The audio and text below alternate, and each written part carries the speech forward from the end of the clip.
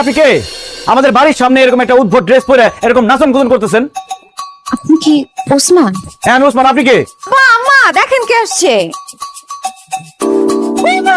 আমার ওসমান কেমন আছিস বাজান? হ্যাঁ, কিন্তু মা, আমাদের বাড়ির সামনে এই মেয়েটা কে?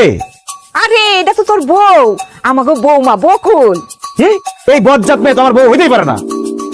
কয়দিন আগে তুই ওর টেলিফোনে বিয়ে করলি, এখন কেন করতেছ যে সে তোর বউ হইতে পারে না?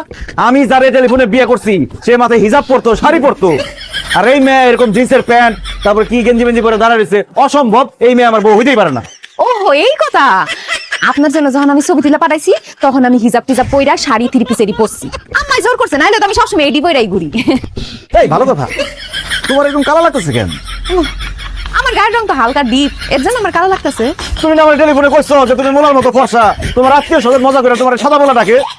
ওটা তো আম্মা শিখাই দিছে দেখা বলছে, আমি নিজের থেকে বলতে চাই না। আমার মাথার মধ্যে সেট হয়ে গেছে যে আমার বউ ফর্সা, এত দেখতেছে আমার বউ এটা অসম্ভব। এই মেয়ের সাথে আমি সংসার করতে পারবো না। হ্যাঁ তুই বাড়ি থেকে বাইরে যাও।